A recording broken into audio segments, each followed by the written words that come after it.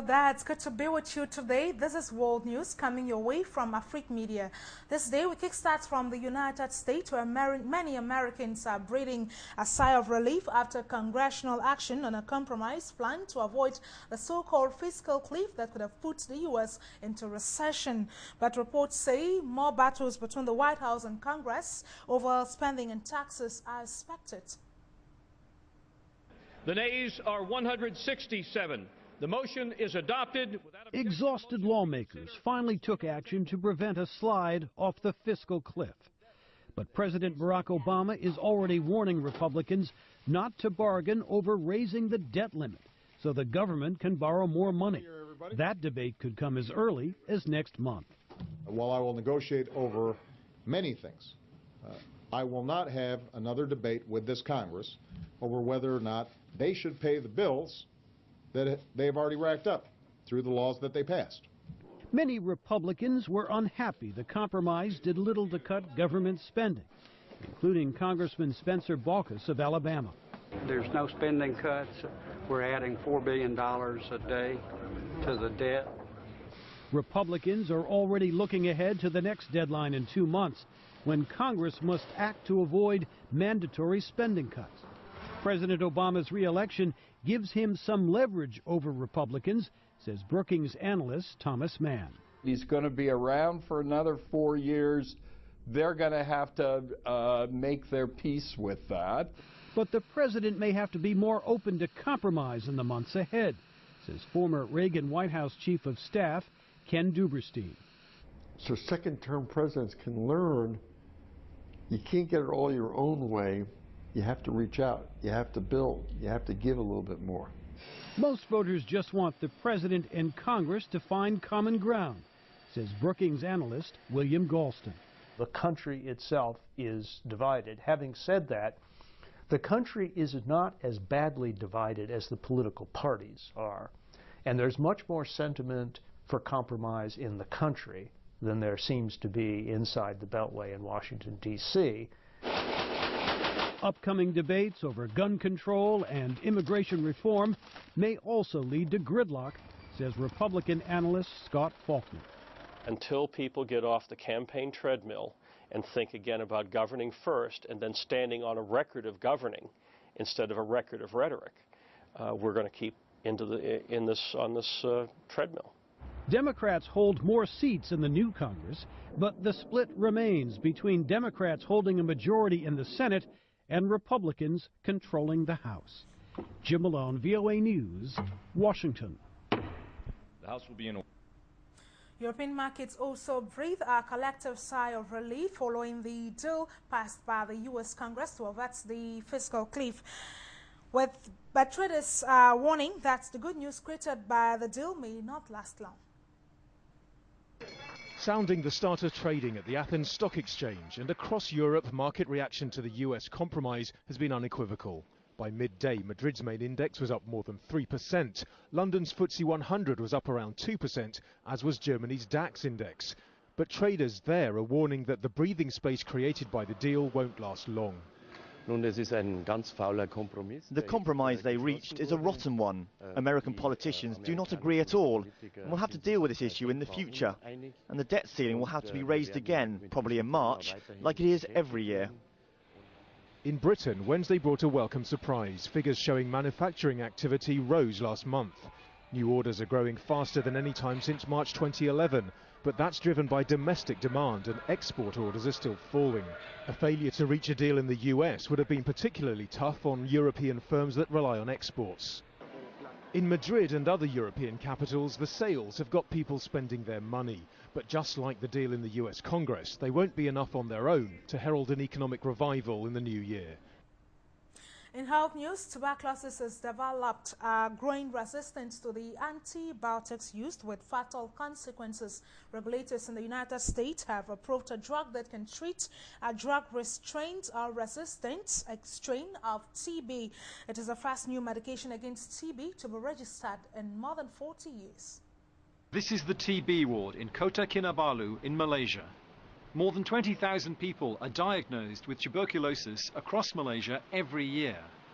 But although treatment takes a long time and is often painful, these people can be cured.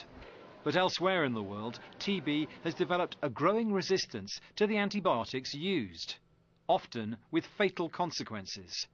Now, a drug is being made available that can change all that. It's called bedaquiline. Tuberculosis is spread via bacteria in the droplets from an infected person's cough or sneeze. Once inhaled, the bacteria take hold and begin to replicate. Traditional treatment has been to use a cocktail of antibiotics to kill the bacteria. But in recent years, they've become resistant to many of the normal antibiotics. But bedaquiline is different. It breaks down that resistance by denying the bacteria access to a vital enzyme. This is a breakthrough. This is a potentially extremely beneficial medication for people living with TB who are in desperate need, but also to move forward with caution. So we need to look at these new larger phase 3 trials and really see with larger numbers of patients how safe this medication is. It's estimated that more than 300,000 people are diagnosed with multi-drug resistant TB every year. One place where bedaquiline could make a real difference is Swaziland. It's amongst the group of countries with the highest rates of multi-drug resistant TB. Like other sub-Saharan African states, it has a high rate of HIV infection. And the combination of the two diseases has cut life expectancy from 60 years to just 31. Although medical experts have called bedaquiline a real development in their fight against TB, it's not without risk. But for people diagnosed with a potentially lethal form of TB, that may well be the lesser of two evils. A great leap there in the fight against tuberculosis. We're taking out to Argentina. The country is preparing to hold legislative elections this year. The polls are important because they could pave the way for the amendment of the constitution to allow the re-election of President Cristina Fernandez on the 2015 election. Visit the Argentine capital Buenos Aires these days. Some wisely thought up street posters will surely call your attention. Apparently wishing everybody a happy 2013.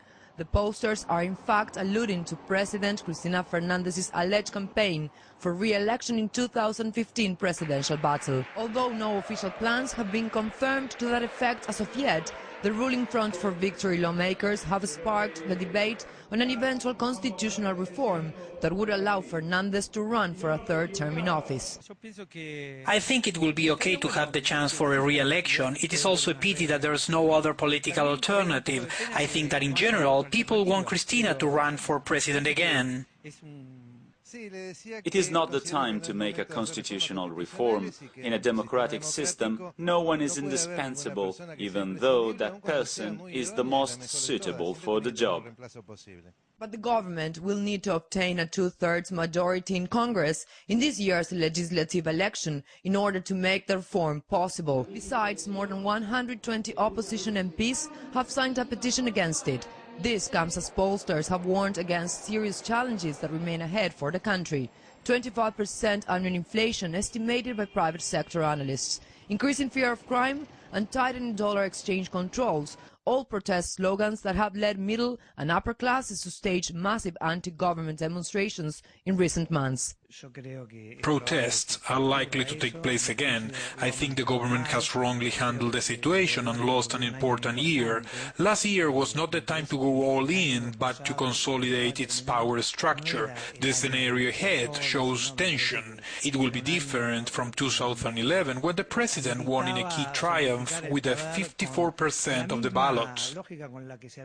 Still, the administration of the center-leftist Fernandez holds control of both houses of the Congress that have already paved the way for several strategic bills to be passed in 2012, like the expropriation of energy giant YPF from Spain's Repsol.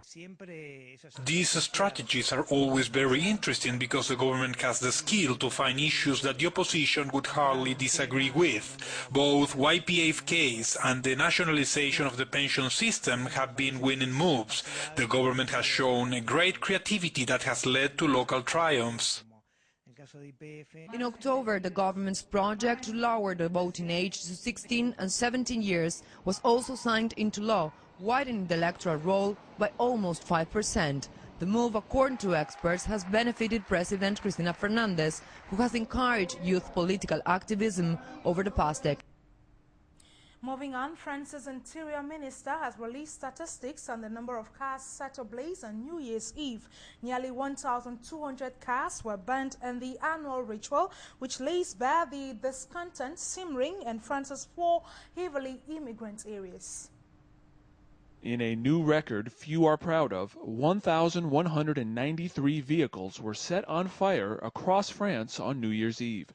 The cars weren't torched in the heavily guarded cities, but in their suburbs, where unemployment and poverty rates skyrocket and resentment towards a repressive police presence ritually explodes. There hasn't been a notable change in these numbers, which means we need to mobilize around this issue more than before. Some of the violence can be explained as score settling among rival gangs.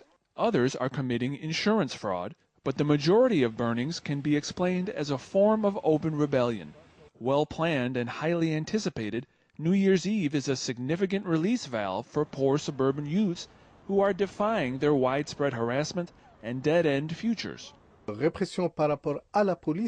It's against repression by the police, but also by society. Urban society has become more aggressive recently, and the only response these youth have to such violence is more violence. But it's really a call for help and a sign of their suffering. These youth are saying, "We are here, don't forget us." While not a single car was burned in Paris, its suburban region of Saint-Saint-Denis led the nation in torchings. Heavily Muslim and just as heavily impoverished, the area has 75% the population of Paris, but Paris is protected by 5 times as many police officers. What we need is attention throughout the year to address our serious social issues. We need to show suburban youth that they have the same chances to succeed as others in France, the same access to jobs and housing. While New Year's Eve gets most of the attention, 40,000 cars are burned in France annually, proof that, for many, alienation and anger are year-round. The Turkish government's ban on the hijab has angered most of the Turkish population, of whom 95% are Muslims. The ban triggered several protests in the past year. A controversial ban on the hijab has outraged Turkey's Muslim population.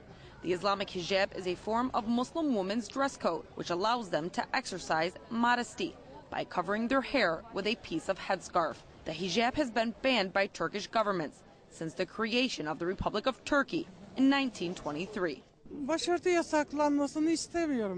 The government shouldn't have the right to force anyone to take off their scarves. The Holy Quran says we should cover our hair. The government shouldn't be able to change that. Our government claims to be Islamic, but there are many freedoms we as Muslims don't have.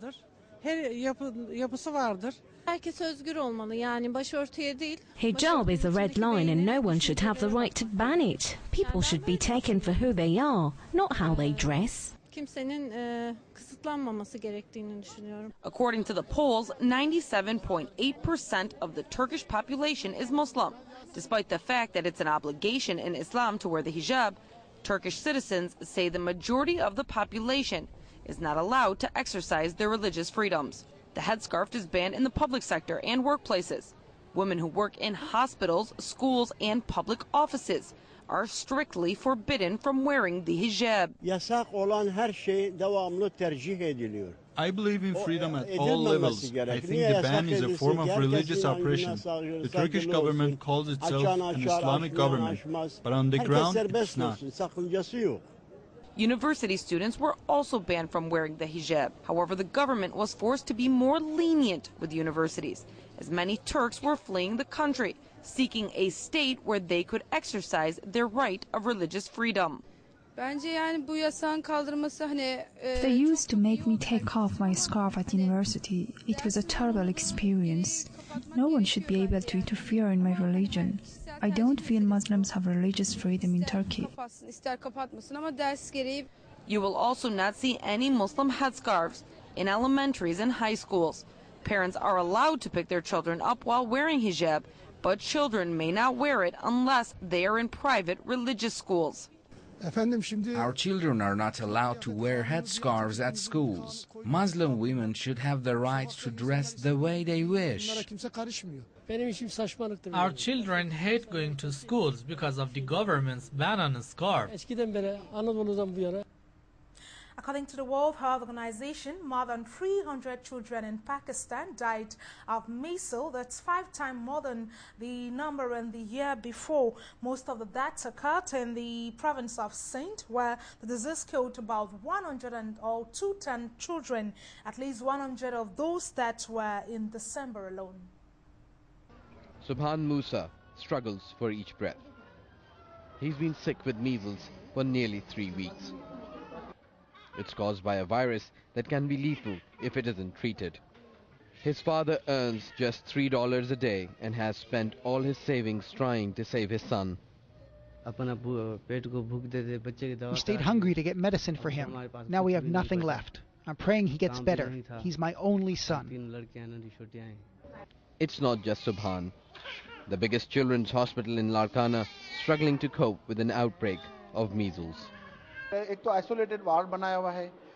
We've made an isolated ward for these patients. As soon as they come in, we give them vitamin A and antibiotics. We've had to set up an extra ward. The World Health Organization says the virus is most dangerous for children between the ages of 9 months and 12 years. More than 1.3 million vaccines are needed. And just in Sindh province, 216 children have died in the last 12 months. The health department says it has taken emergency steps and an urgent vaccination campaign is underway. But even including primary schools will not reach the thousands of children who don't have access to education. Immunization and awareness are the only ways to save thousands of lives.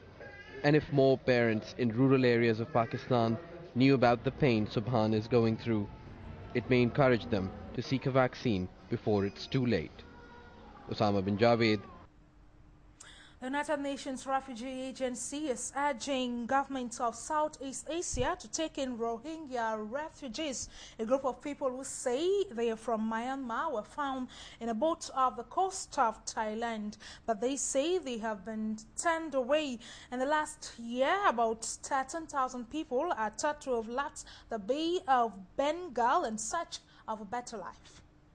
At sea for almost 2 weeks in an overcrowded boat without enough food or water, these 74 Rohingya refugees found themselves off the coast of Thailand's Phuket Island. They include many women and children, members of the ethnic minority Rohingya who are persecuted in Myanmar and often live in poverty. Thailand doesn't accept boat refugees, and instead they gave these people food, water and fuel before sending them back out to sea, aiming for Malaysia. The UN Refugee Agency has already registered more than 22,000 Rohingyas there. As many as 500 others turned up near the Malaysian island of Langkawi just a few days ago. And this is why. Life at home is becoming increasingly desperate for many Rohingyas. The government in Myanmar doesn't recognize them as nationals. Since mid-June, there's been fighting between Muslim Rohingyas and Buddhists in Rakhine State. And the UN Refugee Agency says about 100,000 Rohingyas have been displaced. The danger they faced has forced many other people to make these journeys out of Myanmar. In the last year, about 13,000 people are thought to have left the Bay of Bengal in search of a better life. We talk fashion in this edition. We all know that finding clothes that fit perfectly can be a perennial problem to those who are fashion conscious. However, a new smartphone application developed in the United Kingdom could change that. It uses body metric scanning to identify your exact size and fit. It takes off. It could revolutionize the way we buy clothes, particularly in the online sector. Look at this. Scarlett Milligan is looking for the perfect pair of jeans. So she's come to the New Look shop to have every inch of her body scanned. Watch the video. The machine takes 6 seconds using technology from home gaming to chart her body shape on a computer and then translates the complicated data into her correct clothes size. Great. How was the experience? Yes, it was good fun. It was really quick as well. Fantastic. We also the stylist took me through my online profile and explained what the measurements meant and where my best assets were, and then we looked at an online catalogue of products which are all available in the store, and then we found my size and found the right pair of jeans. I tried them on and they fit really good. Give me a turn. Wow, fantastic. A handful of bodymetric scanning machines are in use around the world, but the glowing pods could be outdated soon. Scientists at the University of Surrey are developing technology, shrinking the scanner so the same powerful tools can be used on a smartphone at home. I think one of the reasons we're looking at kind of shape recognition rather than purely dimensional measurement is because skilled retailers are very good at doing that. They're able to look at someone and estimate their size, but also the kind of clothing that would fit them. And what we'd ideally want is a computer program that could do that. Online shopping for books, CDs, games has skyrocketed, but shopping for clothes has lagged behind. Christmas shoppers on London's Oxford Street aren't convinced. No, because I just think you don't know until you try it on, especially with trousers. I prefer to go out and see people and Scans, computers, futuristic high technology may make shopping easier, but it's unlikely mankind will abandon the age-old activity of going out to see and be seen in the marketplace. A major breakthrough in the world of fashion. That's it for World News today. Join us again tomorrow if you can, same time. Remember to log on to our website to get all our stories on www.afriquemedia.tv. Take care of yourselves. I'll be with you again tomorrow. Bye for now.